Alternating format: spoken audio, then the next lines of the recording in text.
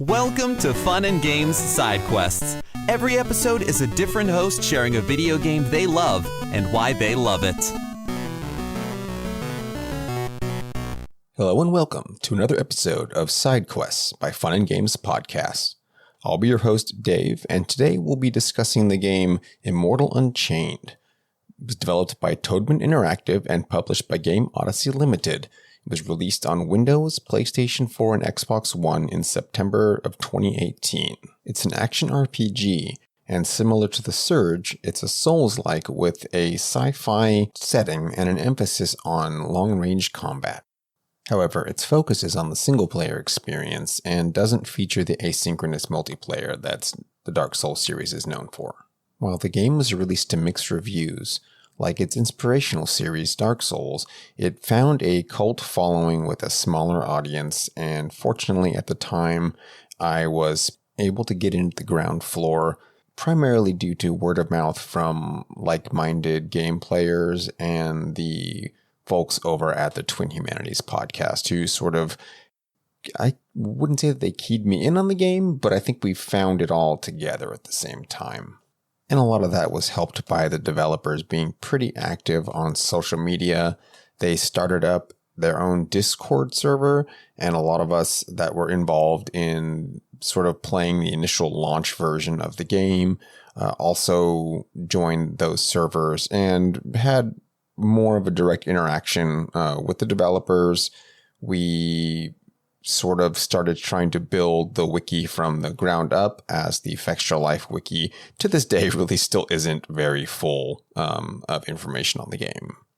Additionally, I found myself really drawn to the aesthetics of the world kind of being presented in the game, and I was kind of drawing fan art basically that I would share with the my community on Twitter at the time, and the developers as well, who kind of, I think, got a kick out of just this charming game already sort of building a small audience and a following.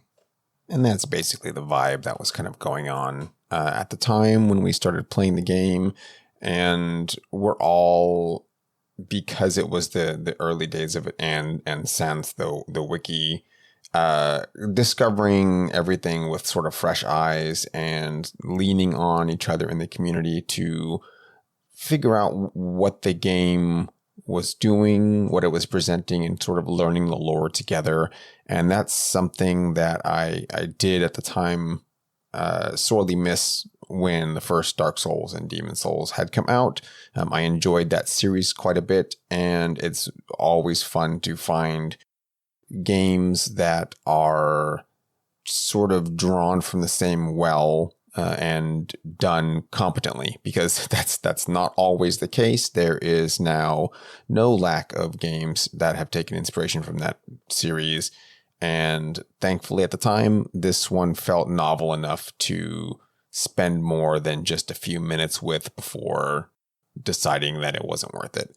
That wasn't the case. This one is a lot of fun. Immortal Unchained draws on a sort of spring of Norse mythology with sci-fi trappings. It's not just the Vikings in space, but it has more of a world building element to it that I think helps the player as they're traveling around and looking for little tidbits of the story and listening to the NPC dialogue. It really sells itself on that, and it makes it something. It adds to the experience of exploration, rather than the slog of, everything's too obfuscated. It's a little bit too hidden in just flavor text as far as crafting everything and the story goes. But that being said, it's not all just spoon-fed to the player. So it does take a little bit of persistence and kind of digging around somewhat to put everything together toward the end of the game.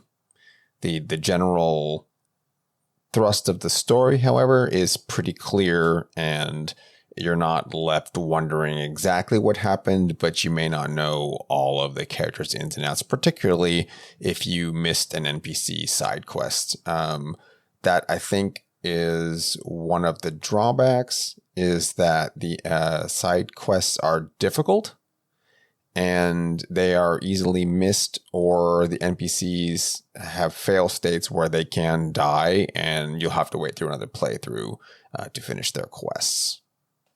So before I get into what I really enjoyed about the gameplay, I'll just read the intro cutscene dialogue, so it gives you a little better sense, since this is an audio format. You can't actually watch the cutscene right now. In an age long since forgotten, a prophecy once told that there would come a time when the sun would grow dark and cold. A bone-chilling wind would surge from the deepest pits of the abyss, and the dead would rise in its wake, harbingers of destruction and despair. Left to its own, this wind would bring war that would ravage the 9 planets. Beasts would break their bonds and flood the soil with their poison. One by one, we would all wither away to nothingness, unless we were willing to make impossible choices. Warriors of legend would rise once again, but black of heart they would be. This is the day of prophecy. This is the end of times. So you can tell from there that this is nothing revolutionary. The game itself is more akin to a comfort food. It fits a certain niche that at the time was just perfectly suited to the situation I was in, or at least the kind of game I was looking to play. So let's take a little look at the story and the kind of the gameplay in the opening sections together. The game itself starts off with you awakening, or your character awakening in a prison cell. Not much of a surprise there. And you suffer from amnesia, also checking another box. But the setting itself, the sense of space is vast, and the prison is not a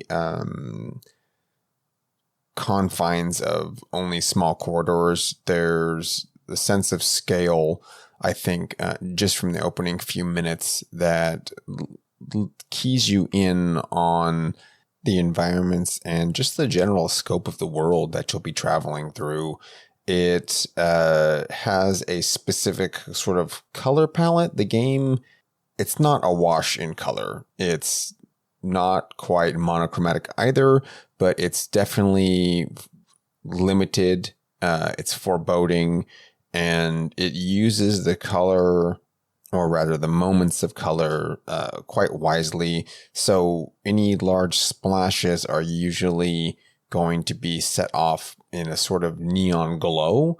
And a lot of this is aspects of not only the world design and the landscape, but they show up in highlights on your weapons, armor, and on the enemies.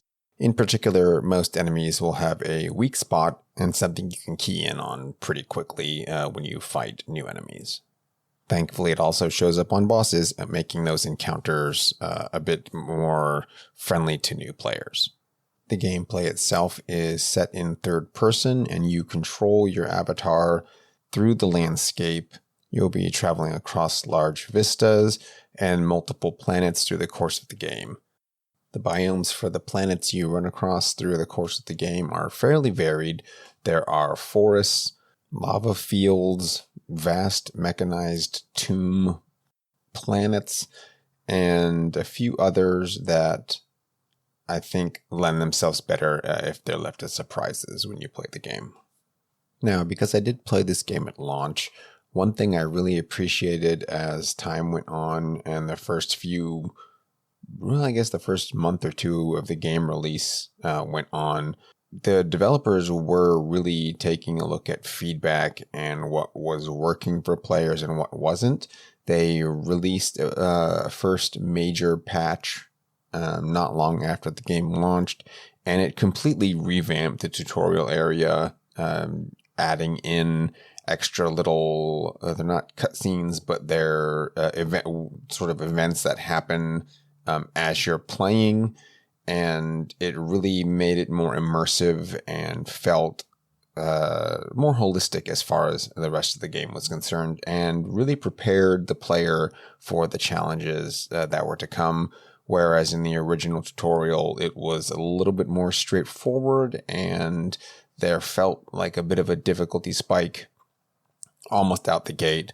Because what the game does do is it introduces a sort of hub area, and from there you can pick one of 3 gates to go through. And this is something that's fun for either repeat playthroughs of the game, or I guess if you just really like to roll the dice in the beginning, and you could accidentally pick the harder areas to go through first, because the gates are locked by spending soul, they're bits, but it's soul currency. So as you defeat enemies, they give you points that you can use to level up your character or purchase items or unlock one of these gates. They're fairly expensive, but you could save up from your first boss or 2 and use those points to open a harder area of the game and outfit yourself with equipment and things that you would have not had you picked one of the lower areas to start out with. And really, I feel that the game sits in that sort of tough but fair field where it's all doable, even at a low level. If you decide to try to run through the game without leveling up, it's mostly possible. I think it gets a little bit untenable in probably the midpoint of the game. But if you're playing through and spending your points as you get them, then I really don't think that, aside from the general challenge of it, it's not overwhelming for a new player. So to sort of sum things up, your player character is going through this journey, and they do have a melee attack, but it's almost a secondary thing. Primarily, you're going to be using either a rifle, a sniper rifle, a sort of grenade launcher, or a pistol, like a sidearm. And each of those is the sort of weapon type. You'll run across special versions of each of those, and boss weapons that drop. That any of those, once you kind of pick your play style, you'll generally stick through with the rest of the game.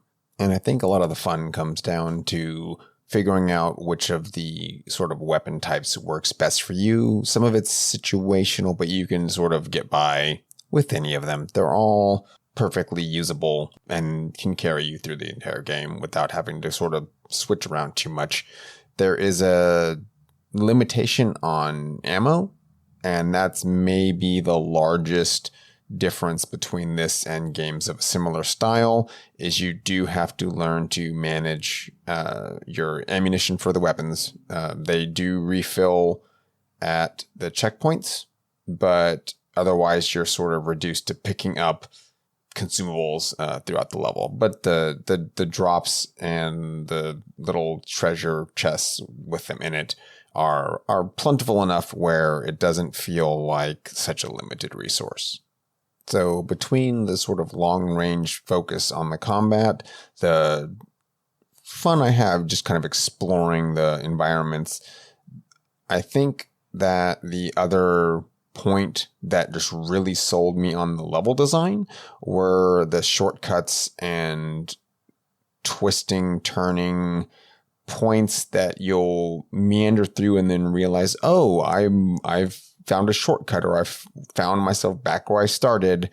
Just really feels good as a accomplishment and a sense of discovery and sort of mastery over these zones. It also really traffics hard on the areas being vast, but as you become more familiar with the paths you're taking, the speed at which you traverse the areas decreases like exponentially. And yeah, it's just a lot of fun to kind of explore around and find new things. So I think if you're in the market for an action RPG that has a sort of spooky sci-fi setting, this is probably the game for you. Happy gaming.